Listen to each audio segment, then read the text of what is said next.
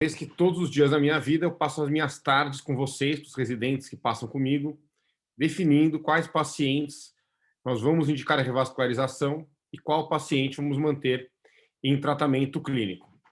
Eu vou começar aqui com um caso característico do nosso ambulatório.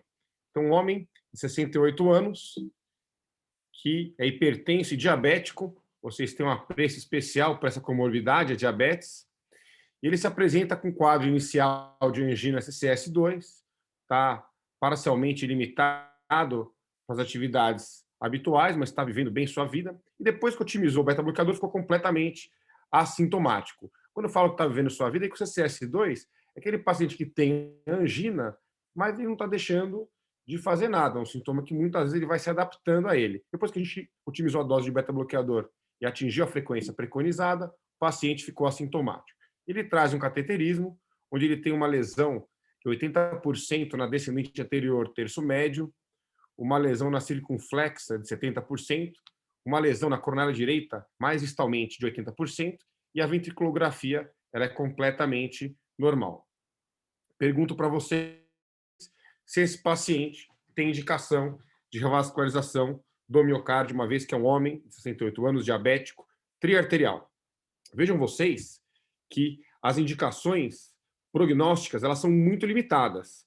O fato de você colocar um stent ou uma ponte no paciente, nem sempre você vai estar melhorando o prognóstico dele, diminuindo a chance dele infartar. E essa é uma novidade quando vocês passam no nosso ambulatório pela primeira vez, quando vocês saem da clínica médica e entram na cardiologia. Vocês são surpreendidos que nem todo paciente com obstrução pode ter o seu futuro definido com uma revascularização, seja percutânea, seja cirúrgica.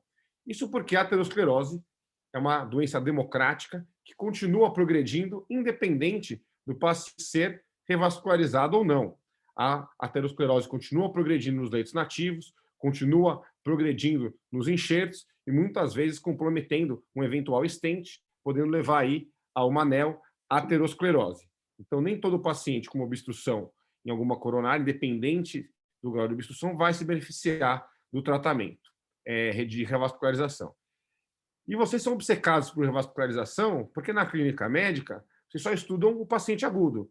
Então, aqui no nosso ambulatório, diariamente, nós não estamos discutindo os pacientes do RITA 3, por exemplo, que tem aí, em 5 anos, uma mortalidade de 15% no grupo conservador e 12% no grupo que revascularizou. Então, esse paciente do RITA 3 não é o paciente dessa aula, muito menos o paciente do Synergy, que teve uma mortalidade ou risco de infartar de 15% em 30 dias, independente do tratamento escolhido. Ano retrasado, retrasado não, né? Em 2017, há 3 anos atrás, já que esse ano está tão conturbado que a gente nem conta que ele está existindo, foi publicado também o estudo no TCT, o Culprit Shock, que também mostrava aí uma taxa de mortalidade de 50% num grupo e 43% no outro em 30 dias. Pacientes com infarto, chocados, onde nós definimos se íamos fazer uma revascularização completa ou não no momento da angioplastia. Então, nenhum desses estudos estão relacionados a essa aula.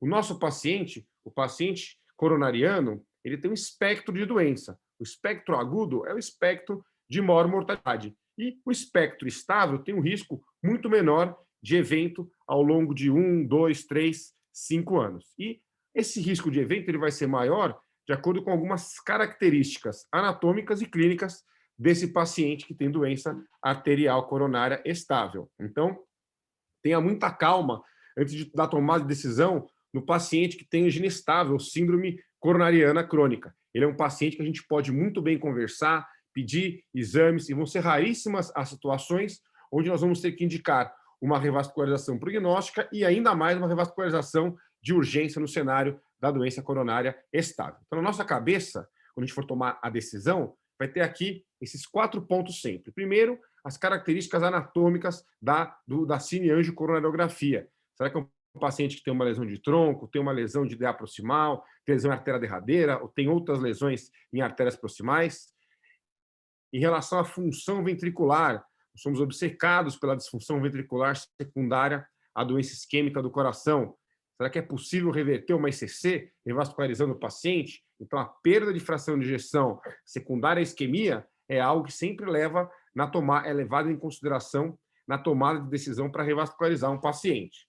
O terceiro pilar, que foi colocado em xeque ano passado, é a isquemia. De qualquer forma, independente dos resultados do isquemia, que eu vou falar daqui a pouco para vocês, isquemia está relacionada a um pior prognóstico, principalmente os extremos de isquemia, e o ponto mais importante, sintoma, porque afinal de contas, o paciente te procura porque ele tem angina, que é um sintoma limitante e ameaçador. As pessoas têm medo de ter angina. Então, o pilar do tratamento, a gente nunca pode esquecer que a nossa causa-mãe é tratar a angina. E trago aqui para começar os estudos clínicos, os 3 estudos publicados nos anos 70 e nos anos 80, que de fato compararam pela primeira vez o tratamento cirúrgico contra o tratamento clínico. Eu começo aqui com o estudo VA, publicado no New England no fim dos anos 70, começo dos anos 80, onde 686 pacientes com angina estável há mais de 6 meses foram randomizados para tratamento clínico ou tratamento cirúrgico. Lembrando que esse é um dos poucos estudos onde a lesão de tronco não foi excluída. Então, aqui tínhamos 90 pacientes com lesão de tronco e os outros 596 pacientes eram pacientes multiarteriais.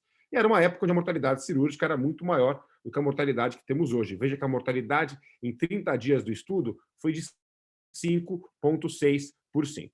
E esse primeiro estudo mostrou que a cirurgia de revascularização levou a uma redução de mortalidade, principalmente nos 7 primeiros anos. Vejam aqui que com 5 e 7 anos, os pacientes submetidos ao tratamento cirúrgico tiveram menor mortalidade que os pacientes que ficaram em tratamento clínico.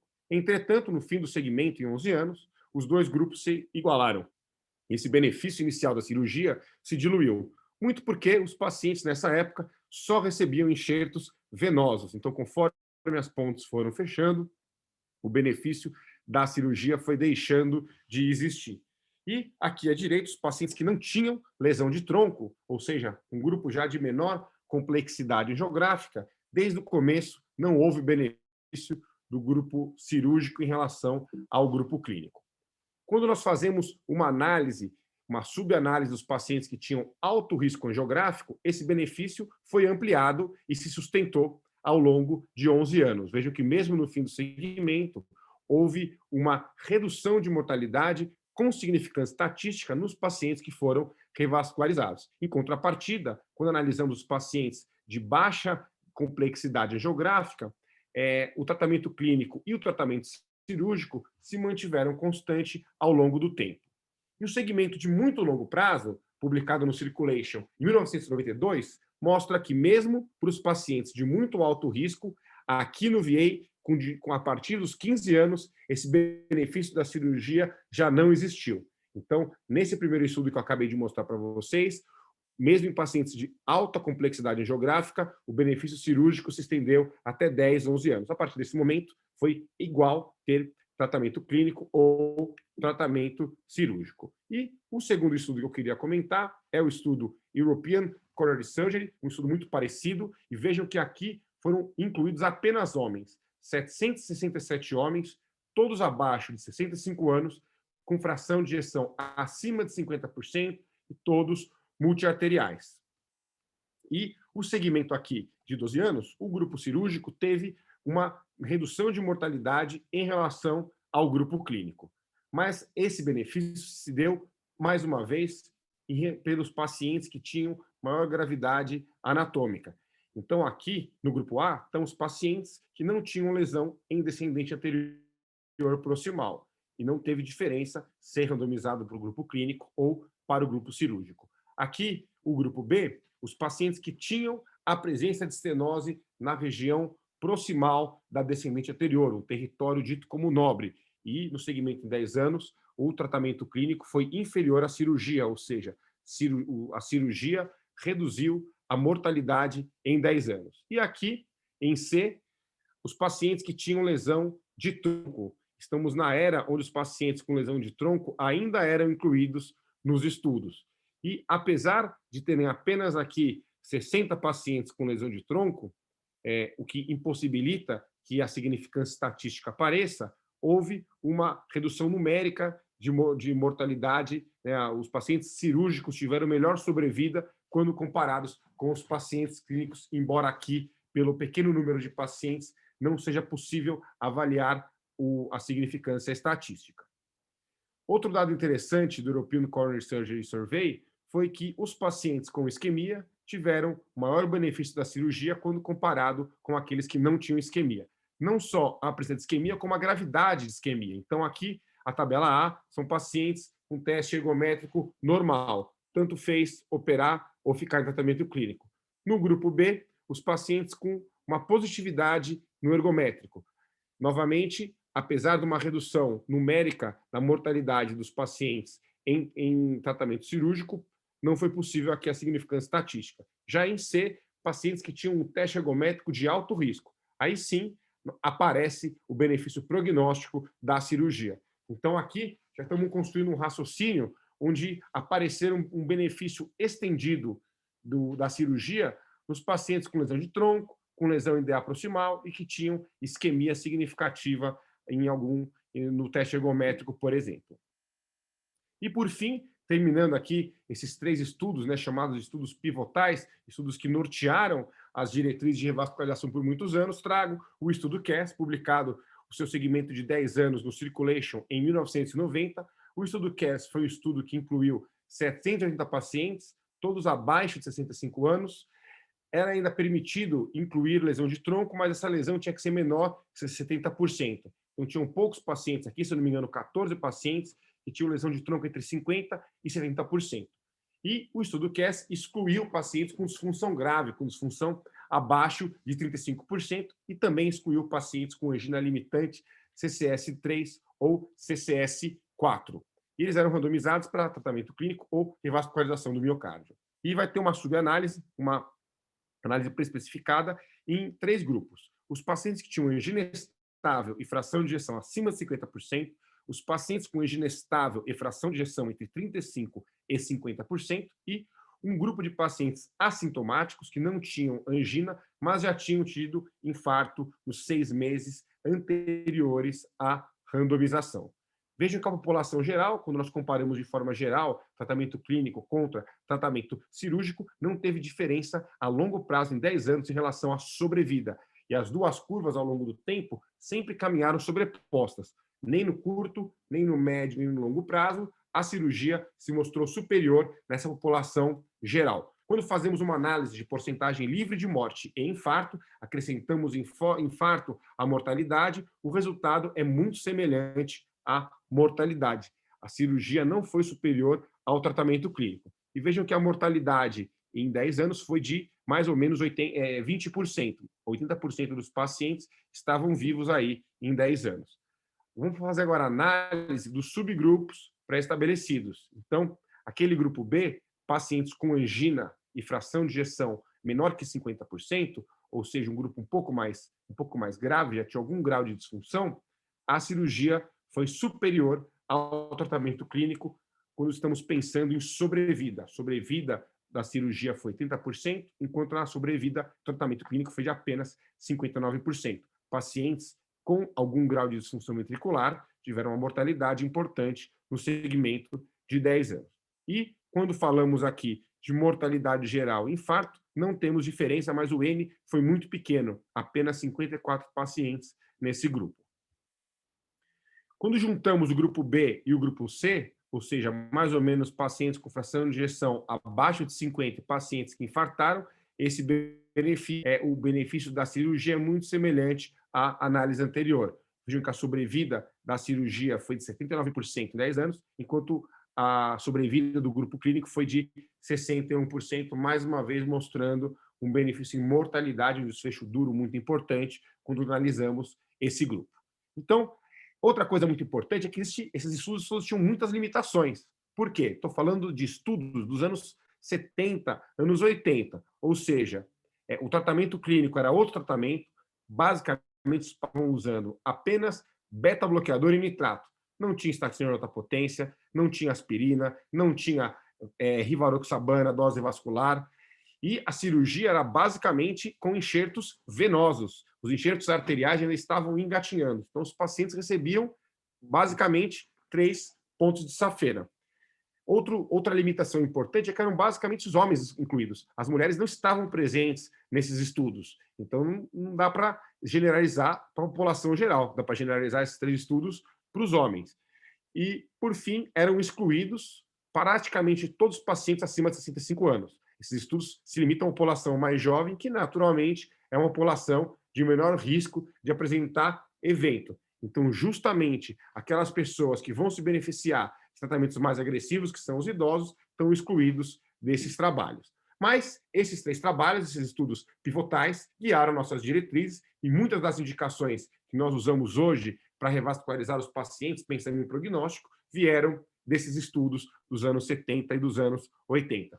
Trago para vocês agora, vou tentar destrinchar cada uma das indicações prognósticas, começando com aquela que, no meu ponto de vista, a gente tem mais evidência científica e mais plausibilidade biológica para indicar a revascularização, que são os pacientes com estenose no tronco da coronária esquerda acima de 50%. Por que a lesão do tronco da coronária ela traz tanta angústia para quem está acompanhando o paciente? Pelo simples fato que, se a dominância coronária for direita, ou seja, se o paciente tiver uma bela coronária direita, praticamente 70%, 75% da irrigação ventricular está em cima do tronco. Então, mesmo quando a dominância é direita, ou seja, quando a gente tem uma boa coronária direita para contrabalancear a circulação esquerda, o tronco é responsável pela irrigação de 75% do músculo cardíaco. E os estudos que randomizaram pacientes para tratamento clínico ou cirúrgico em pacientes de tronco são estudos muito antigos. Vejam aqui essa subanálise do VA, primeiro estudo que eu mostrei para vocês, onde podia se incluir pacientes com lesões de tronco. Temos aqui 91 pacientes apenas com lesão de tronco e essa subanálise tem por objetivo analisar a sobrevida em 42 meses. 43 pacientes foram randomizados para o grupo clínico e 48 pacientes para o grupo cirúrgico. E essa análise é ajustada para angina e complexidade anatômica. Vejam que a mortalidade do grupo clínico, a sobrevida do grupo clínico, a sobrevida foi muito menor do que dos pacientes que ficaram em tratamento cirúrgico. Então, a redução de mortalidade da cirurgia foi de 68% em 5 anos e 33% em 10 anos. Obviamente, aqui também estou falando de enxertos venosos, então, com o passar do tempo, o benefício da cirurgia vai se diluindo pela técnica cirúrgica da época. E essa aqui é a principal análise de pacientes com lesão de tronco, é o registro do estudo CAS, que conta com 1.484 pacientes com estenose acima de 50%, e como é o registro, não são só é o registro mais os 14 pacientes que foram incluídos no estudo principal. Mas como é o registro, tem pacientes com lesões mais críticas que não foram, que foram excluídos da randomização, por exemplo. E aí vamos ter aqui, não é um estudo randomizado, é um registro. 1.153 pacientes submetidos ao tratamento cirúrgico e 331 pacientes submetidos ao tratamento clínico. E temos aqui um segmento de 15 anos, um segmento bem longo. E vejam que a sobrevida do grupo cirúrgico foi superior à sobrevida dos pacientes em tratamento clínico. A média de sobrevida foi de 13,3 anos nos pacientes cirúrgicos e 6,6 anos nos pacientes em tratamento clínico. Vejam que a mortalidade foi grande nos 2 grupos. Mas não basta só ter lesão de tronco. Existem outras características, existem características agravantes do paciente com lesão de tronco que favorecem ainda mais a intervenção. Vejam aqui a subanálise por função ventricular. Esse primeiro gráfico aqui, no canto superior esquerdo, mostra pacientes com função ventricular preservada e a sobrevida em 15 anos foi muito semelhante nos 2 grupos. Aqui, a tabela, o Kaplan-Meier B, mostra a sobrevida dos pacientes com disfunção ventricular leve. E começa a aparecer já um benefício da cirurgia em relação ao tratamento clínico. A porcentagem de sobrevida do grupo cirúrgico foi de 13,4 anos e a média de sobrevida do grupo clínico foi de 9,7 anos. Conforme se piora a função ventricular, o benefício se amplia. Vejam que, então, como eu falei, grupo B são pacientes com disfunção leve, grupo C, pacientes com disfunção ventricular moderada, a sobrevida foi de 11,9 anos dos pacientes em tratamento cirúrgico contra 5,6 anos dos pacientes em tratamento clínico, E quando eu pego aqui no gráfico de pacientes com disfunção ventricular grave, a sobrevida foi de 10,5 anos no grupo cirúrgico e de apenas 3 anos no grupo clínico. Então, a associação de lesão de tronco com disfunção ventricular, ela melhora, ela refina a indicação da revascularização. Outro ponto interessante é que não basta só ter estenose, quanto maior a estenose, pior o prognóstico. Aqui, o gráfico de cima mostra que, independente do grau de estenose, o paciente com 50 a 60, 60 a 69%, 70 a 79% ou mais que 69% de obstrução no tronco, quando ele é revascularizado, o prognóstico é igual, a sobrevida é igual. Então, não importava a obstrução inicial. Se ele foi revascularizado, o prognóstico é semelhante. E aqui embaixo, nós observamos que quanto maior a estenose, quanto pior a obstrução no tronco, pior o prognóstico dos pacientes que ficaram em tratamento clínico. Veja aqui, a sobrevida dos pacientes que tiveram lesão acima de 80% em 15 anos foi de menos de 20%, ao passo que os pacientes com lesão entre 50% e 59% tiveram aí uma sobrevida de 40%, muito semelhante do que os pacientes que foram operados, por exemplo. Então, a indicação de revascularizar pacientes com lesão de tronco de coronária, ela é muito respaldada pelos estudos antigos. Ninguém teve coragem de revisitar esse assunto, de fazer um novo estudo de tratamento clínico versus intervenção em paciente com lesão de tronco. O que nós vamos ter são estudos que vão avaliar as duas estratégias de revascularização. Os mais famosos, publicados ano passado, o estudo Nobel e o estudo Excel, eles compararam as duas estratégias de revascularização, mas não tem mais estudos para avaliar tratamento clínico contra tratamento cirúrgico. A segunda indicação, que eu considero muito bem respaldada pela literatura, são os pacientes bi ou triarteriais com fração de ejeção menor que 35%. A miocardiopatia isquêmica grave, secundária a obviamente, miocardiopatia isquêmica secundária à lesão coronária. Então, aqui a gente vai ter muita evidência científica de que esse grupo de pacientes se beneficiam da intervenção, da revascularização. E o principal estudo que embasa essa indicação é o estudo STITCH. Lembrem-se que as subanálises dos grandes estudos lá dos anos 80 todas sugeriam que o paciente com disfunção ventricular se beneficiava da revascularização. Tanto o CAS, quanto o VA, quanto o European tinham subanálise de pacientes com disfunção, mostrando benefícios da revascularização. Mas não existia nenhum estudo desenhado especificamente para essa população. E o estudo STITCH, um estudo publicado no New England, que teve como primeiro autor o Eric Velasquez, foi um estudo multicêntrico, não cego, randomizado. Obviamente que ele não é cego, não tem como cegar um paciente clínico e um paciente cirúrgico. O paciente cirúrgico sabe que ele operou, que incluiu pacientes coronarianos, biotriarteriais, com fração de ejeção abaixo de 35%. Eram excluídos pacientes com lesão de tronco e pacientes com angina CCS 3 e 4, ou seja, pessoas que já tinham uma indicação de revascularização. Então, foram selecionados 1.212 pacientes e o STITCH é o segmento de 5 anos e, na sequência, eu mostro o segmento de 10 anos para os senhores. E o desfecho primário é o desfecho que todo estudo quer ter, mortalidade geral. Um desfecho duro, muito fácil de ser averiguado, é um desfecho binário, vivo ou morto, não tem polêmica na adjudicação desse desfecho. E o desfecho secundário é o composto de morte cardiovascular, morte geral ou hospitalização por causas cardiovasculares. E vejam que o desfecho primário não atingiu a significância estatística, apesar de, numericamente, os pacientes terem tido benefício da cirurgia em relação ao tratamento clínico. Então, a gente teve uma redução de 14%, com um P de 0,12, o intervalo de confiança passando pelo 1.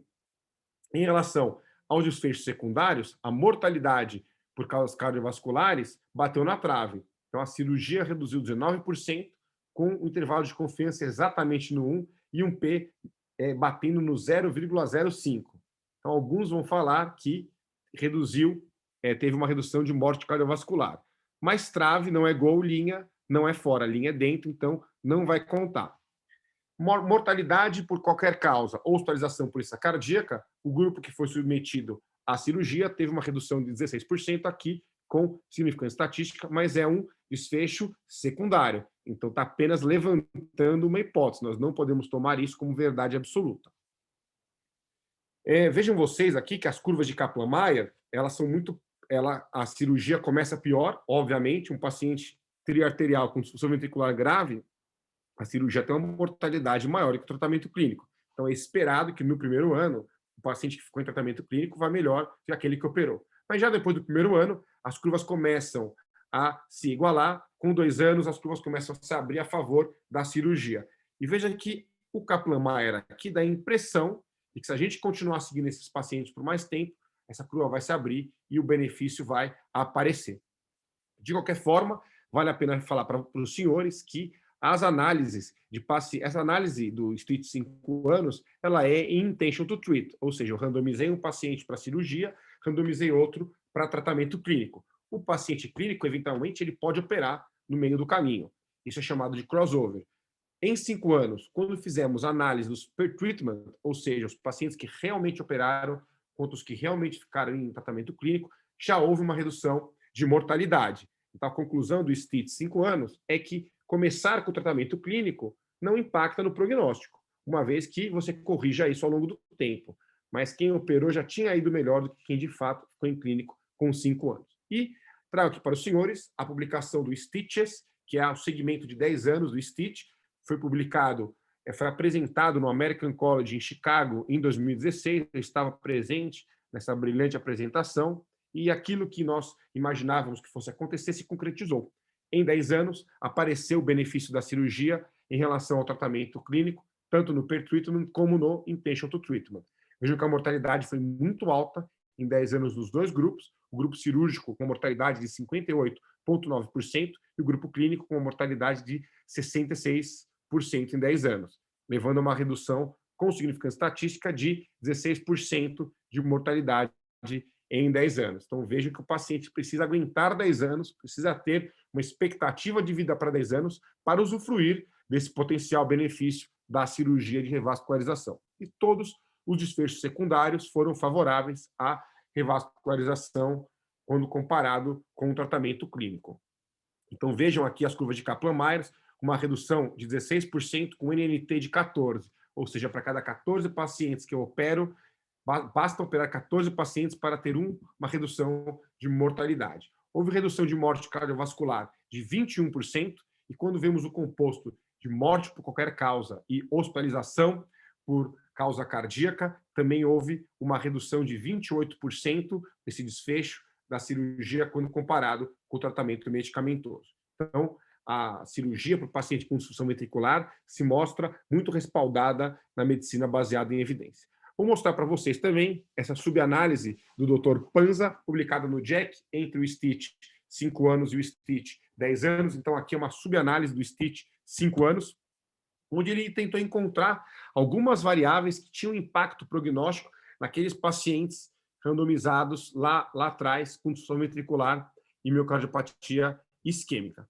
Então, ele escolheu 3 variáveis. O paciente que era triarterial, lembrar que tem bitriarterial, os pacientes triarteriais, fração de ejeção muito reduzida e um volume sistólico final indexado dilatado maior que 78. Ele dividiu os pacientes naqueles que tinham 0 ou 1 dessas variáveis e os pacientes que tinham 2 ou 3 dessas variáveis. E os pacientes? Então, os pacientes que ficaram em tratamento médico otimizado, 0 ou 1 variáveis, tiveram uma mortalidade de 30%. Enquanto aqueles com 2 ou 3 variáveis que foram operados tiveram uma mortalidade de 51%. Ou seja, os pacientes com 2 ou 3 fatores de risco tiveram uma mortalidade 88% maior do que aqueles pacientes que ficaram em tratamento clínico. E, quando nós comparamos os pacientes que operaram, não teve diferença significativa. Ter 0 um fator de risco 2 e 3 teve o mesmo impacto na hora da cirurgia. Então, a diferença foi que os pacientes que tinham menos fatores de risco tiveram uma mortalidade menor. Aqui em cima, quando a gente vai comparar o tratamento clínico ou tratamento cirúrgico dos pacientes que tinham 2 ou 3 fatores de risco. E vejam que a cirurgia reduziu significativamente em 29% a mortalidade desse grupo de pacientes. Enquanto que os pacientes que não tinham aqueles fatores complicadores ou tinham apenas um, não teve diferença entre operá-los ou manter em tratamento clínico. De tal modo que o Panza já falava aqui em 5 anos que para os pacientes com disfunção ventricular abaixo de 35% em tratamento clínico otimizado, eu tinha que avaliar se ele é triarterial, se ele tem uma fração de ejeção menor que 27% ou volume sistólico indexado maior que 79%. Se ele tivesse dois dessas três características, eu deveria considerar mais fortemente ainda a cirurgia. E a próxima indicação que eu vou comentar com vocês é a revascularização dos pacientes com obstrução de 50% ou mais na descendente anterior em sua região proximal. Da onde vem essa indicação? Vejam essa coorte de 888 pacientes tratados clinicamente e seguidos por 17 meses. Aqui, vocês podem observar nessa tabela 1 que a mortalidade dos pacientes com lesão em DA proximal ela é sempre maior do que dos pacientes que não tinham lesão na DA proximal, independente do paciente ser uni, bi ou tri arterial. Então, nos uniarteriais, 7% de mortalidade nesse segmento dos pacientes com lesão em DA proximal contra 2% dos pacientes sem lesão em DA proximal. Os triarteriais, os pacientes com lesão em DA proximal tiveram mortalidade de 17%, e os pacientes sem lesão na DA proximal, mortalidade de 8%. Outro fator complicador, mais uma vez, não basta ter lesão, importa a gravidade, o grau de estenose dessa lesão. Vejam que a sobrevida dos pacientes com lesão acima de 90% foi menor do que o paciente com lesão de 70% a 89%, que foi pior do que o paciente com lesão abaixo de 60%, e o paciente com lesão abaixo de 60% se comportou como quem não tinha obstrução. Então, quanto maior o grau de estenose, pior o prognóstico dos pacientes com lesão em DA proximal. Outro estudo que corrobora para essa indicação é o estudo European. Lembram que eu mostrei para vocês nos primeiros slides que os pacientes que tinham obstrução de DA proximal no European, eles tiveram uma mortalidade maior quando ficaram em tratamento clínico, quando comparado com os pacientes cirúrgicos. Por fim, trago aqui esse estudo da casa, que é o estudo MAS1, que incluiu 214 pacientes, todos com higiene estável, fração de ejeção preservada e obstrução na DA proximal acima de 80%.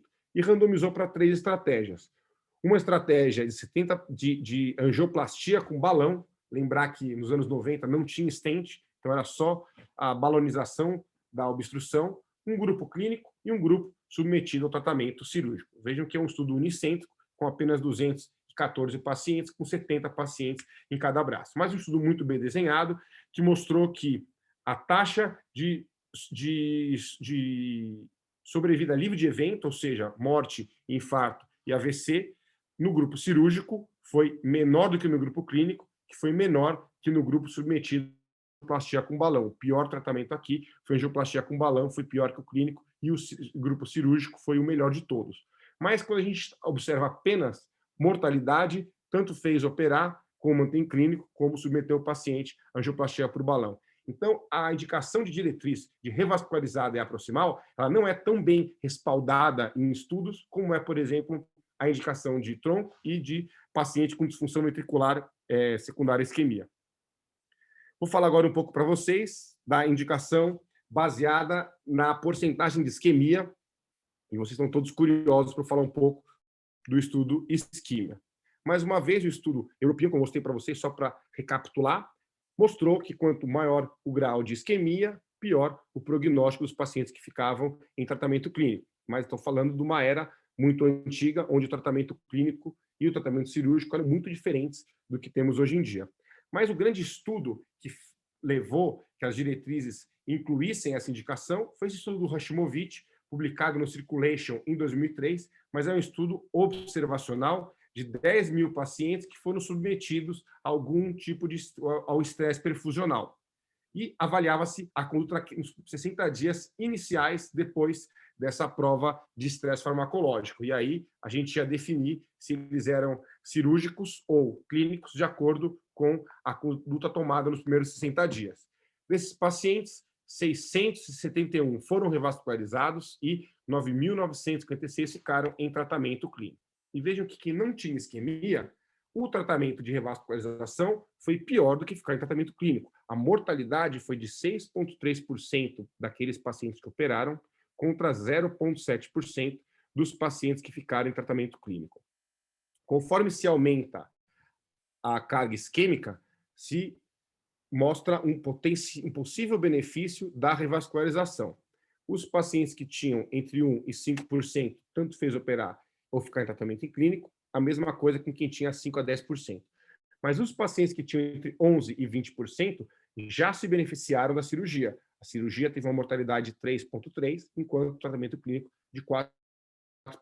Quando a gente extrapolava para aqueles pacientes com mais de 20% de isquemia, esse benefício era ainda mais evidente. Os pacientes que foram operados tiveram uma mortalidade de 2% e aqueles que ficaram em tratamento clínico de 6,7%. Mais uma vez, esse é um estudo observacional que motivou a inclusão dessa indicação em todas as diretrizes. Então, vejam que o número mágico de 10% é simplesmente quando se cruza o benefício da cirurgia sobre o tratamento clínico nesse estudo. Por isso que estava em todas as diretrizes. Mas não existia nenhum estudo randomizado justamente para essa população de isquemia acima de 10%. E ano passado, no American Heart da Filadélfia também estava presente, tivemos a oportunidade de ver a doutora Judith Hockman apresentar os resultados do aguardado estudo isquemia. Mais de 10 anos aí de estudo, muito dinheiro envolvido nele para publicação, pois era um estudo com um interesse científico muito grande, e era um desenho muito interessante. Então, pacientes que tinham alguma prova isquêmica mostrando aí isquemia moderada ou severa, eles realizavam uma angiotomografia de coronária apenas para excluir que existisse lesão de tronco de coronária esquerda. Se tivesse alguma lesão de tronco crítica, ele era excluído. Então, ninguém sabia nada mais da angiotoma além da presença de lesão de tronco. Excluídos pacientes com lesão de tronco, nós randomizávamos para 2 estratégias. Uma estratégia invasiva, onde o paciente fazia cateterismo e se buscava a revascularização mais completa possível, e uma estratégia conservadora, onde o paciente recebia o estado da arte do tratamento clínico, estatina de potência, aspirina, controle de pressão, controle de fatores de risco, cessação de tabagismo. E ele só ia para o cateterismo caso eles mantivessem sintomático na vigência do tratamento clínico otimizado. Então, vejam que o grupo conservador, na maior parte das vezes, nós não vamos nem saber a anatomia desses pacientes. A gente só sabe que eles não têm lesão de tronco. Depois da publicação do estudo, foi possível analisar as angiotomografias, mas durante o estudo ninguém sabia o que o paciente tinha, além da ausência de lesão de tronco. O desfecho primário é um desfecho composto de tempo para a primeira morte cardiovascular, infarto, hospitalização por angina instável, hospitalização por insuficiência cardíaca ou parada cardíaca ressuscitada. E vejam que, depois de revelarem a anatomia dos pacientes no fim do estudo, baseado na angiotomo, porque nem todos os pacientes fizeram cateterismo, nós observamos que 50% dos pacientes em cada grupo, aproximadamente, eram triarteriais. Quase 90% tinham lesão na descendente anterior e 50% dos pacientes tinham, inclusive, lesão na descendente anterior na região proximal. Então, esse é um estudo que tem uma complexidade angiográfica muito maior do que os outros estudos que tentaram comparar tratamento clínico com tratamento percutâneo. No Courage, por exemplo, quando o paciente era incluído depois do cateterismo, aqueles muito graves eram todos excluídos. Aqui, a gente não excluía, porque você simplesmente não conhecia a anatomia. Então, o médico que estava acompanhando esse paciente, tratamento clínico com lesão de ideia proximal, ele não sabia. Então, ele não se deixava levar, ele estava cego para a gravidade anatômica. E não houve benefício no desfecho primário do tratamento intervencionista em relação ao tratamento conservador. O tratamento intervencionista podia ser tanto cirurgia quanto angioplastia. Fazia-se o cateterismo e os médicos decidiam se era percutâneo ou cirúrgico. Lembrando que tanto cirúrgico quanto percutâneo se buscava a revascularização mais completa possível. Esse desfecho secundário, que é o desfecho duro de morte cardiovascular ou infarto, também não teve melhora significativa no segmento que o estudo teve aí. Quando nós analisamos morte cardiovascular, também não teve benefício nenhum operar ou ficar em tratamento clínico, da mesma forma com mortalidade por todas as causas e infartos, somado infarto espontâneo e infarto periprocedimento. Quando a gente divide os infartos periprocedimentos dos infartos espontâneos, nós observamos que os pacientes que foram submetidos ao tratamento intervencionista tiveram uma redução de 33% de infarto quando comparado com os pacientes que ficaram em tratamento conservador. Ao mesmo passo, quando analisamos os infartos, os pacientes submetidos à intervenção tiveram 3 vezes mais infartos periprocedimentos, obviamente, do que os pacientes que ficaram em tratamento conservador e, na sua maior parte das vezes, não foram revascularizados. Então, aqui é possível fazer um questionamento qual que é a significância clínica do infarto periprocedimento, onde tem uma elevação de troponina, por exemplo, quando comparamos com o infarto espontâneo. Mas essa é um desfecho secundário, é uma análise, vou refinar minha fala, ela é uma análise de um desfecho secundário, eu desmembrei um desfecho secundário. O desfecho secundário foi infarto, que não teve significância estatística. Então, muito cuidado para falar que o isquímia reduziu infarto espontâneo. Isso é apenas um gerador de hipótese.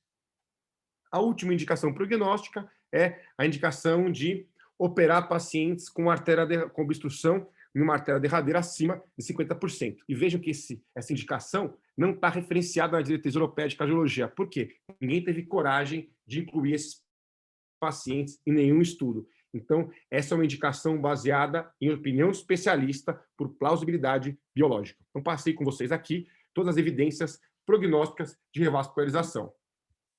Mas não se esqueçam que os pacientes nos procuram por angina na maior parte das vezes. A indicação de estratificar pacientes assintomáticos ela é muito limitada. De forma geral, nós vamos estratificar pessoas que tinham sintomas. Então, não se esqueçam que a principal indicação de revascularização são os pacientes com angina limitante na vigência de tratamento clínico otimizado. Tratem os pacientes com angina de forma adequada. Se eles não tolerarem remédio, não tem problema nenhum em revascularizá-los. E digo mais, pode ser uma opção do paciente. Eu não quero tomar beta-bloqueador, não quero tomar bloqueador de canal de cálcio. Eu prefiro ser revascularizado de cara. Tudo bem, revascularize o seu doente. Mas se ele tolerar e tentar, tente tratamento clínico antes, exceto aquelas condições que eu falei para vocês que têm impacto prognóstico da revascularização. Os estudos são unânimes em mostrar que existe um benefício da revascularização em relação ao tratamento clínico no que diz respeito à angina. Vejam aqui no estudo FAME2, que teve uma redução do desfecho primário dos pacientes submetidos à revascularização guiada por FFR, mas esse benefício do desfecho primário foi basicamente por redução de revascularização de urgência, ou seja, os pacientes que ficavam sintomáticos e eram revascularizados, eles iam melhor do que os que ficavam em tratamento clínico.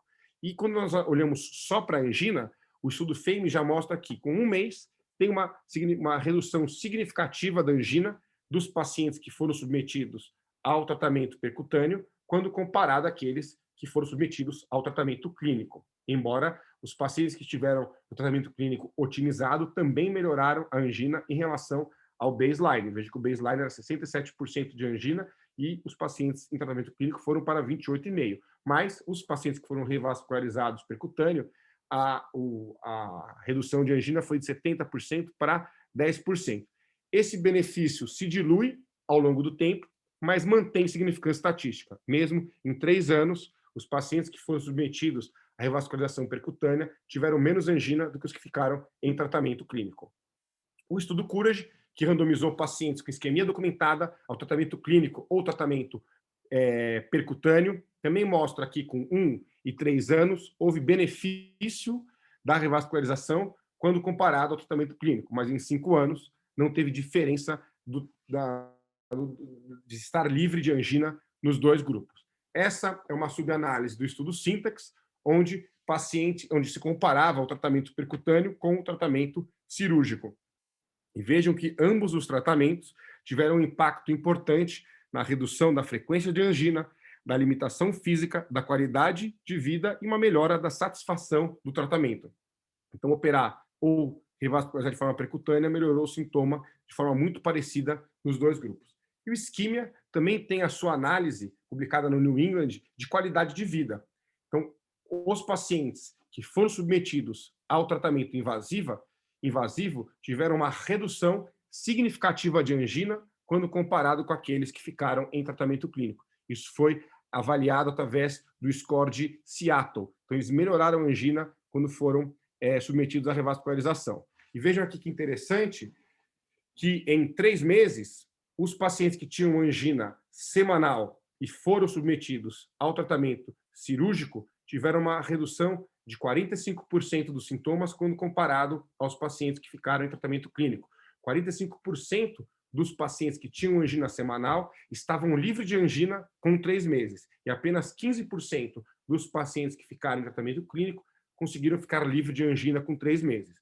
Obviamente, quando comparamos os pacientes que não tinham angina, não teve diferença ir para intervenção, ir para estratégia invasiva ou ficar na estratégia conservadora. E esse benefício se mostrou igual em 12 meses e 36 meses. Mas como a vida é feita de controvérsias, trago para vocês o estudo Órbita, que ganhou aí os Twitters, ganhou os Facebook das pessoas, ganhou um editorial, se eu não me engano, no New York Times, onde alegaram que a angioplastia não tinha mais lugar e o tratamento clínico e a angioplastia eram equivalentes nos pacientes com angina. Isso não é verdade. O estudo Órbita é um estudo muito interessante por ter conseguido ser duplo cego em relação à angioplastia, mas o objetivo dele não era ver melhor da angina, era ver o aumento do tempo de exercício. Então, 200 pacientes sintomáticos uniarteriais foram randomizados para revascularização percutânea ou placebo. O que é placebo? Eles iam para o cateterismo, colocavam um fone de ouvido, eles não sabiam se tinha sido... Fazia o cateterismo, eles não sabiam se tinha sido colocado o stent ou não. Então, um estudo interessante, pois o grupo cego fez cateterismo e não sabia se tinha stent ou não. A média das lesões era de 85%, com FFR significativamente isquêmico, abaixo de 0,8, 0,69, e o desfecho primário foi aumento de tempo de exercício, e, de fato, o grupo que foi submetido à angioplastia não melhorou em relação ao exercício físico quando comparado com o grupo placebo. E nem se espera isso da revascularização. A gente não revasculariza um doente esperando que ele vá correr uma maratona. A gente revasculariza o doente para ele melhorar a angina. Lógico que é importante avaliar a capacidade funcional, mas daí para extrapolar que não melhorou a angina, isso é uma falácia, não é uma realidade. Bom, não é o objetivo dessa aula, mas só para relembrar, depois que eu defini revascularizar o meu paciente, o próximo passo é definir que estratégia eu vou usar para revascularizar, percutânea ou cirúrgica. Eu não vou passar pelos estudos que compararam o tratamento cirúrgico com o tratamento percutâneo, pois essa aula já está disponível no YouTube, foi ministrada pelo meu colega Eduardo Belo, e vocês vão aí buscar depois para entender um complemento dessa minha aula, já está disponível para vocês. Só vou passar rapidamente por alguns conceitos. Então, primeira coisa é pensar se o paciente tem indicação ou não de revascularizar. O segundo passo é como vai ser essa revascularização. Que população é mais suscetível ao tratamento percutâneo? São aqueles pacientes com muitas comorbidades ou que têm uma idade muito avançada, não vai se beneficiar, não vai ter tempo para usufruir dos benefícios da cirurgia, ou tem uma restrição muito reduzida, isso em relação às características clínicas do doente. Em relação às características técnicas e anatômicas, aqueles pacientes de baixa complexidade geográfica não tem por que não buscar tratamento percutâneo. Do mesmo jeito, se você já acha que o tratamento cirúrgico não vai ser possível alcançar a revascularização completa, porque os leitos distais são muito ruins, talvez seja melhor fazer o tratamento percutâneo. Existem pacientes, por exemplo, com aorta em porcelana. Nós vimos ontem, eu e os fellows e o Dr. Eduardo Lima estávamos analisando alguns cateterismos e vimos um caso com aorta em porcelana. Isso aumenta muito o risco de AVC, então isso fala a favor de fazer uma revascularização percutânea. Em quem eu prefiro fazer revascularização cirúrgica? Os diabéticos, baseado no estudo Freedom, a gente acaba vendo que a cirurgia tem uma capacidade de reduzir mortalidade e infarto. Pacientes com disfunção ventricular grave, abaixo de 35%, o estudo que mostrou o benefício da revascularização foi com cirurgia, foi o STITCH. Pacientes que não podem usar dupla de agregação plaquetária por algum motivo, é melhor escolher o tratamento cirúrgico. E pacientes que já apresentaram complicações relacionadas ao stent. Em relação aos aspectos técnicos, pacientes com síntex muito alto, mostrando uma complexidade angiográfica favorável para angioplastia, é melhor operar. Pacientes onde eu sei que eu vou fazer uma revascularização incompleta percutânea, eu tento a revascularização cirúrgica, e pacientes que têm muita calcificação coronária, onde é intuitivo pensar que não vai ser possível expandir o stent. Então, vão ter um grupo de pacientes que é melhor fazer angioplastia, um grupo de pacientes que é melhor operar e um grupo de pacientes que os dois tratamentos são equivalentes. A diretriz europeia coloca que os pacientes uniarteriais sem lesão de DA proximal, é melhor tentar o tratamento percutâneo do que o tratamento cirúrgico. O tratamento cirúrgico ele é 2B. O paciente uniarterial com DA proximal, os dois são classe 1. Se o paciente é biarterial sem lesão na DA proximal, tratamento percutâneo classe 1, tratamento cirúrgico 2B. Se o paciente é biarterial com presença de DA proximal, os dois tratamentos são equivalentes. Para os triarteriais, nós vamos aplicar o score de Syntax. E mesmo se o Syntax for baixo, um triarterial, a diretriz coloca cirurgia como classe 1 e angioplastia como 2B. Agora, se o Syntax for pelo menos intermediário, a diretriz europeia já coloca angioplastia como 3 e CABG como 1. Em relação aos pacientes com lesão de tronco, está difícil falar porque essa diretriz ela não contempla o estudo Nobel e o estudo Excel. Mas até a diretriz de 2018, se o paciente tivesse lesão de tronco e um Syntax entre 0 e 22, os dois tratamentos eram equivalentes, baseado nas análises de 3 anos do Excel e Nobel, que foram muito diferentes da análise de 5 anos. Assistam a aula do Dr. Eduardo Belo para entender do que eu estou falando. Para os pacientes com Syntax intermediário com lesão de tronco, a indicação também era 2A para angioplastia e 1 para CABG. E os pacientes com lesão de tronco e Syntax acima de 33, a cirurgia era classe 1 e a angioplastia era classe 3. O que eu acho, qual é a minha sugestão, o que eu acho que vai acontecer baseado no Nobel e no Excel? Talvez seja 2B ou 2A o paciente com Syntax baixo e já seja 3 o paciente com Syntax intermediário. Minhas mensagens finais. Lembrem-se que o paciente com doença coronária, síndrome coronária crônica, é uma doença estável, com baixa mortalidade geral, onde eu tenho que ter calma na tomada de decisão, e a minha tomada de decisão vai se basear em agravantes. A cirurgia ou angioplastia não é para todo paciente com síndrome coronariana crônica. Como que eu vou definir se meu paciente tem indicação de revascularizar? Baseado em sintomas após medicação, fração de ejeção, anatomia e a presença de isquemia ainda tem sua relevância. Lembrar que o isquemia analisa uma média de pacientes com isquemia acima de 10%, mas existem extremos de isquemia. Tem paciente que faz arritmia ventricular ergométrico, tem queda de fração de ejeção na cintilografia, esses pacientes continuam tendo aí benefício de operar, eles não estão representados no estudo isquemia. E por último, individualize a sua estratégia de revascularização. Então, para tomar de decisão, a gente tem que pensar em 5 coisas. Primeiro, se o paciente tem indicação de cateterismo ou não. Segundo, se ele tem indicação de revascularizar. Terceiro, essa revascularização ela é cirúrgica ou percutânea. 4, se dá para fazer a revascularização que eu planejei. Às vezes eu quero fazer revascularização percutânea, o hemodinamicista pode olhar para mim e falar, amigo, não dá para fazer angioplastia. O que adianta a minha opinião? Não sou eu que vou fazer o exame. E quinto, falar com o paciente, combinar com os russos e ver se ele topa o procedimento que eu propus. Muito obrigado. Eu vou abrir aí para as perguntas aí, para os comentários. Excelente aí, Pita. Parabéns pelo conseguir sintetizar tão bem, né, vários tópicos aí dessa discussão ampla. Acho que só colocar um ponto importante, você até falou das reuniões que a gente está fazendo aí para a discussão da fila cirúrgica que a gente tem feito ultimamente, e aí a questão do sintoma, né? É interessante a importância da otimização do tratamento clínico antes da gente estar indicando tratamento intervencionista por sintoma para esses pacientes. Porque a gente vê vários pacientes que passam no ambulatório e só com uma pequena otimização das medicações, ao chegar no ambulatório pré-cirúrgico, pré-operatório, esse paciente já otimizou aí do quadro de angina dele, que levaria ele a sofrer intervenção. E acho que é importante também a gente trazer essa aula até para os residentes que estão passando, para os que já passaram, para a gente tentar formalizar um pouco mais, apesar que a gente sempre discute nos ambulatórios todos esses estudos, mas trazer as reais evidências do que a gente fala no dia a dia, né? De o porquê que a gente indica intervenção numa lesão de tronco, porquê que a gente indica intervenção na disfunção ventricular no paciente biotriarterial, porquê que a gente faz cara feia quando o residente quer forçar a intervenção no ADA proximal e porquê que nos últimos meses aí, isso era um pouco diferente de quando eu era residente, mas porquê que nos últimos meses, último ano, a gente tem aí não indicado por causa de área isquêmica, né? Então, acho que é muito importante essa discussão e a gente trazer essa aula para todo mundo estar bem atualizado aí nas evidências. Vou abrir aqui o microfone para quem quiser fazer perguntas.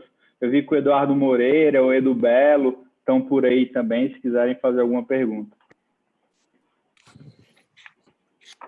Oi, boa noite a todos. Parabéns, Pita, pela aula. Acho que foi uma excelente revisão aí de todos os estudos. Obrigado aí, Edu. Tudo bom? Desde a década de 70, aí, com os primeiros grandes estudos em cirurgia, até o estudo mais recente, que foi o isquímia. E eu concordo com tudo que você falou na aula. Realmente, acho que precisa ficar a mensagem principal para os residentes é da segurança do tratamento clínico na grande maioria dos pacientes, né? Realmente a doença coronariana estável é uma entidade que tem uma baixa mortalidade, né? O tratamento clínico evoluiu muito e, e a doença modificou, né, com a evolução do tratamento clínico, tanto que hoje em dia aquela doença antiga, doença coronariana, que quando pontuava com evento, geralmente pontuava um infarto com supra, com disfunção ventricular grave, morte súbita. Hoje em dia, cada vez mais nós vemos um infarto sem supra, aqueles infartos sem supras menores, isso muito em decorrência da evolução do tratamento clínico, né? A própria fisiopatologia da doença mudou. Eu só queria fazer um comentário, uma provocação, Pita, ver o que você acha. Quando a gente olha as diretrizes e olha os estudos, eles colocam lá indicação de revascularização e eles pontuam DA proximal, que você discutiu que é controverso, isquemia, agora o estudo isquemia é controverso. O tronco e o biotriarterial com disfunção são as grandes entidades para redução de desfecho, e o paciente sintomático aí não tem nenhuma dúvida. Mas quando a gente olha os estudos, a gente vê que o principal benefício, quando a gente tem algum benefício, o benefício é da cirurgia. O benefício não é do tratamento percutâneo, né? Então, não sei se na indicação talvez falte a gente evoluir para alguma questão de avaliar adequadamente o burden anatômico para poder puxar uma indicação cirúrgica já de cara. Não sei o que você acha, já inicialmente uma indicação cirúrgica. A gente já tem alguns estudos que puxam para um pouco essa questão. O próprio MAS2 mostrou que os pacientes multiarteriais com DA proximal tinham redução de morte cardíaca no segmento de 10 anos, lá do INCOR, né, com o professor Vadi. A gente tem uma subanálise do BARI 2D também, mostrando que pacientes que têm um burden de aterosclerose alto teriam também o benefício da cirurgia. Então, quando a gente olha em relação à indicação de revasc, a benefício de revascularização, geralmente o benefício é da cirurgia. Queria saber o que você pensa sobre isso. Ótima colocação, Dudu, um pouco provocativo, porque você é um fã do síntese residual, né? Então, acho que você colocou bem. A doença coronária ela é muito heterogênea. Quando a gente tenta rotular ela, é muito difícil você abranger todos os pacientes nessa mesma indicação. Então, quando a gente está falando de DA proximal, presença de DA proximal, tem paciente que tem uma DA proximal de 80%, de 90%, tem DA proximal e lesão em outros leitos, ou seja, tem um burden aterosclerótico. Então, acho que com certeza é fundamental você tentar fazer uma análise global da evolução de aterosclerose nesses pacientes antes da tomada de decisão. E o síntese residual, que você é um fã, né, é uma forma de a gente tentar objetivar esse questionamento. Acho que o doutor Lisboa queria fazer aí um comentário. Bom, boa noite, Pita, Belo, os colegas todos aí da coronária. Parabéns pela revisão, Pita, muito Obrigado, boa. doutor Lisboa. A gente já conhece aí de outras vezes, outros aulas, mas a gente sempre se surpreende aí com a sua didática aí e a revisão.